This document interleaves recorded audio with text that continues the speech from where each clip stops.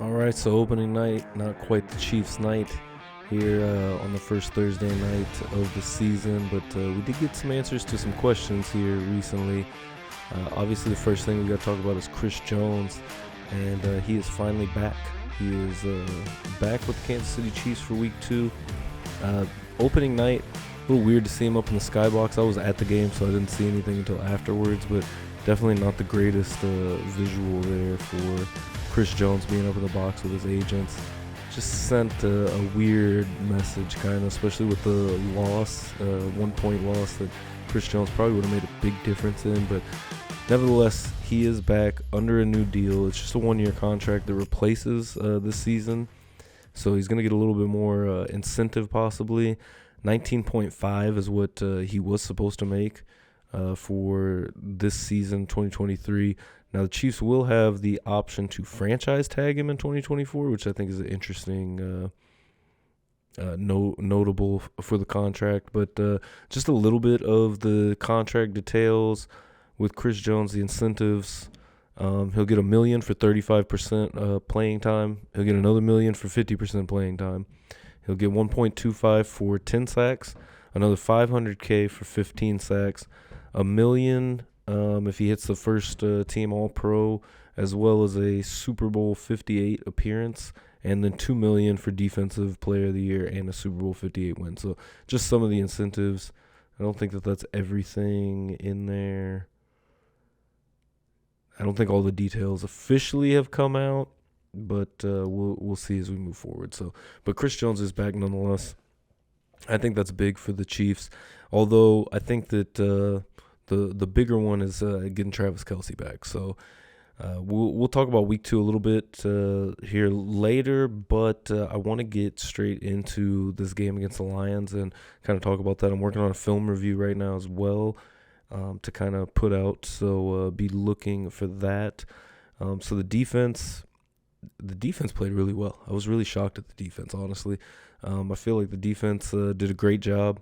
They did a great job stopping the run. That was one of my main concerns about this game going in, was just trying to get the run to stop, or trying to stop the run to mitigate kind of that play action that the Lions really like to run off of. And you did see it at times in the game. They did a really good job, especially when they started making some adjustments.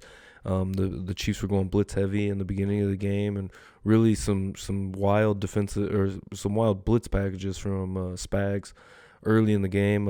On the first third down of the game, he threw Derek Nottie in coverage, bringing a blitz from, I think, the near side. And Nottie just backed up into coverage, looked like he was coming, and backed out. Didn't do too much, but it didn't matter either way. And they got off the field. But the defense really got off the field when they needed to. And I think that was a big key in that game. If only the offense could have executed. The offense really, really struggled in this game, obviously, and we'll talk about that too. But the third down efficiency, holding the Lions to 4 of 15, or 5 of 15. I think it was the Chiefs that were 4 of 15. Both of them had 15 opportunities on third down, but only allowing 14 points was awesome. I think that it was a really good game, just all around for the defense for the most part. They got tired towards the end. You know, there was some adjustments to the Lions adjustments. I felt like they kind of started pressing, less blitzing. They did a good job with that. I thought that second drive that the Chiefs got out of it initially, but the lone fourth down conversion for the Lions on the fake punt, that was a big game changer, at least on that drive. And then they end up going down, having a long drive, and end up scoring on a really beautiful pass to Amon-Ra St. Brown from Jared Goff. That was just a really nice play, a really good read too. It didn't look like Amon-Ra St. Brown was his first read on that play. That's one that I had picked out for the film review, just because it was a high level play by Jared Goff. And I mean, don't get it twisted. This Lions team is good. I don't know if they're quite as good as what people are hyping them up to be, but they've got off to a good start. Obviously, beating the world champs, defending world champs on the road. Week 1, that's a good way to start your season. So, you know, defense, they did what they needed to do. Michael Dana really showed up in a big way. He got that big sack. He got a big pass breakup, a deflection at the line early in the game. But Mike Dana was awesome, and on the jump that he got on that was almost insane. It was almost as good as Jawan Taylor's jumps. I was starting out because obviously that was a big issue there for most people watching the game. It's, one thing about being at the game, you don't notice that stuff as much. Obviously, on TV you can see everything a lot better and a lot closer. Got that high definition, so we'll see where that goes from here with Taylor. But yeah, with the defense, I mean, I guess that pretty much wraps that up. Keandre Coburn also, I think, really showed up and played really well. He obviously is going to be a big run stuffer.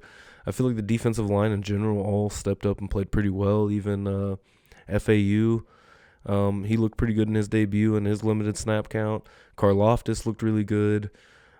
So I really don't have a lot of complaints with the defense. I mean, there was some mix-ups in coverage here and there, but I feel like for the most part the defense really did their job and played really well. And with the type of offense that you have on the other side, you would definitely think that holding this Lions team to 14 points would be more than enough to get the win. But it just wasn't quite enough with the way the offense have played.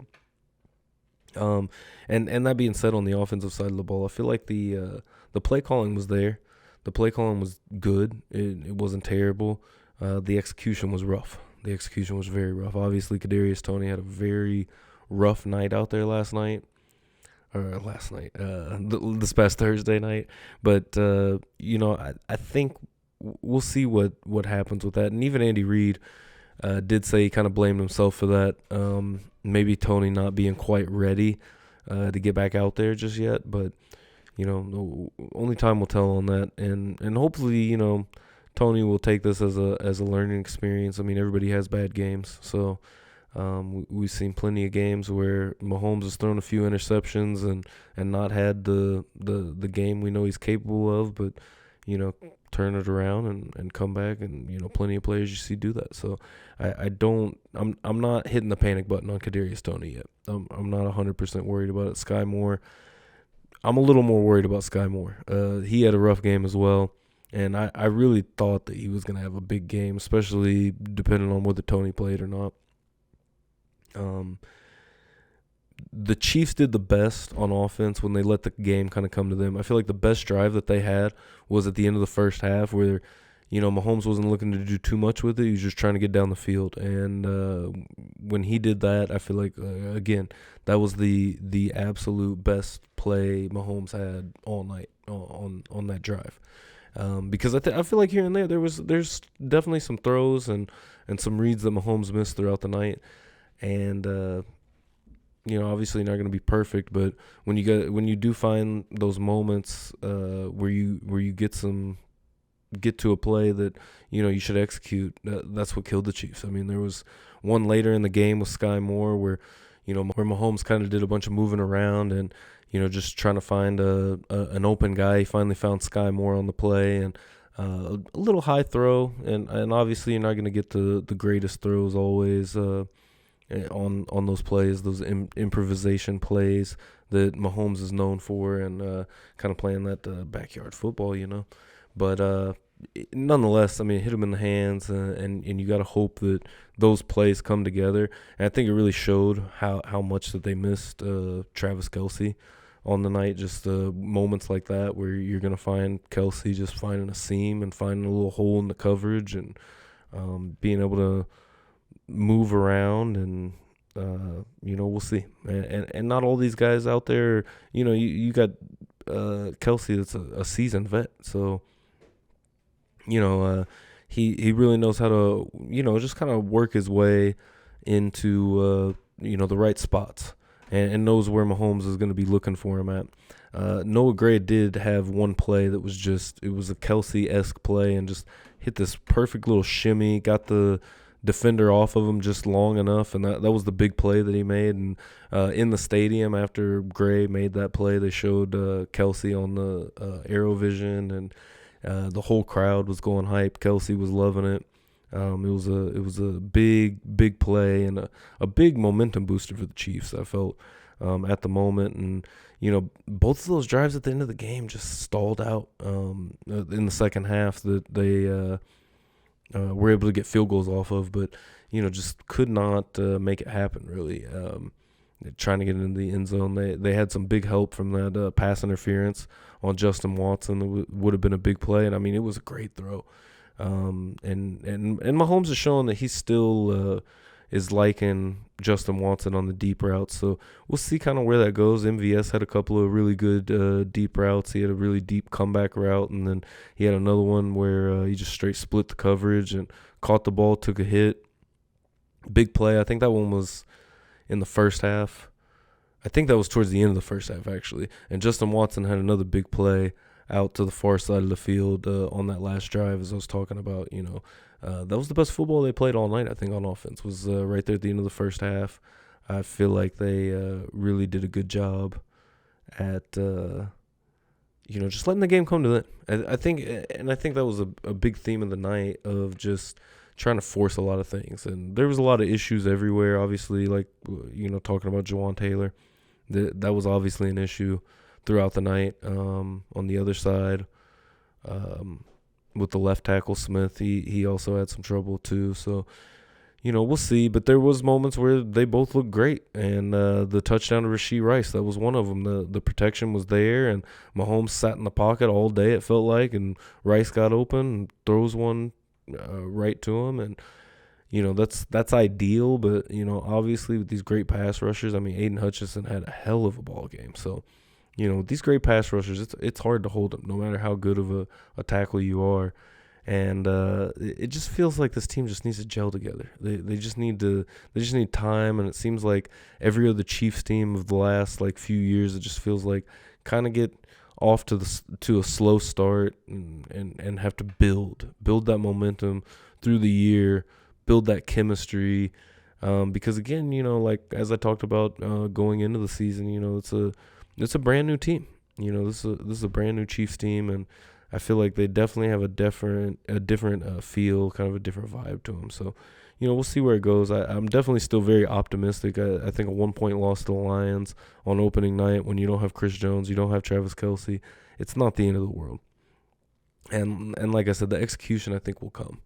So I don't think that it's don't hang your head on this loss too much kind of thing. And it feels a lot like the Colts game last year, where it's like, man, they should have won that ball game. They definitely shot themselves in the foot. That last series was awful with the penalties. And here and there was, just some penalties that absolutely killed the Chiefs. And so between drops and untimely penalties, I feel like really killed this team on Thursday night with the Lions. So, after that, kind of just what's next? What do we expect next for the Chiefs? And you can let me know in the comments below, or if you're listening to this on Spotify, let me know on Twitter, or X as they call it now. But I don't know. We'll see. This week, week 2, to kind of get into that, I think week 2 is going to be a super interesting game. Just because you got a contender, you got a team that the Chiefs played twice last year, and twice towards the end of the season. One being a playoff game. So I think the Jags definitely feel like this is somewhat of a revenge game. Obviously, after that game in Arrowhead last year in the divisional round, coming up just a little short. That's the game Mahomes got hurt in, and then even you look at the first game that they played. That was the game where Juju went down with that concussion, and what was his name, Cisco, kind of targeting guys, because MVS had another one that was definitely lowering the helmet coming at him. So definitely going to get a little bit chippy, and I think that just comes with the territory with the Chiefs at this point, because even that Lions game got a little chippy here and there, where guys were really kind of starting to go at it. And I think that that's just the nature of the beast. Like, when you're the defending world champs, and you're at the top of the mountain, guys are going to give you your best shot. Each team's coming in to give the Chiefs their best shot, and I think week 2 is no different. It's a much higher powered offense in theory. And I say that, but you look at the Lions, the last 8 weeks of the season last year, they're the highest scoring team in the league. So that's another thing that I think we have to take into consideration with the Lions. So we'll see. But Calvin Ridley made the Jags look excellent out there week 1 against the Colts. They had a moment where I wasn't sure if the Jags were going to pull that game off, but they end up doing what they do and getting out of there with a win, and that big run at the end by Travis Etienne to seal the deal was a solid run. So this team is definitely very high power. Trevor Lawrence has really kind of settled in this offense, and Doug Peterson, I think we all know he's a great coach and a great guy for the quarterbacks there in Jacksonville. What he did with Nick Foles in Philly and Carson Wentz in Philly. I think it's definitely a fun matchup week 2. And the fact that you get Chris Jones back, I think is huge. I think that they needed Chris Jones back for this game, just for the pass rush, because I don't know how big Chris Jones is in the run game, honestly, because he's just not that run stuffing kind of D tackle, but to have him back for the pass rush, that's a big deal. That's definitely a big deal, and we'll see what happens with Travis Kelce. I know he got his knee drained. Seemed like the Chiefs are still kind of unsure, but it seemed like Andy Reid was fairly optimistic on the fact that hopefully Travis Kelce will play week 2. We'll see. Also, kind of going back to the offense, Justin Ross, I think he got 7 snaps, 6 of them came on passing plays. There was one where I noticed him immediately. He was out on the far side on a goal line play. I'm not 100% sure at what point in the game that was. Maybe there towards the end of the first half. But they did have him out there out wide. So we'll see. A lot of tight formations for the offense week 1. A lot of big sets week 1, which I'm all for, especially with the group of receivers that you have.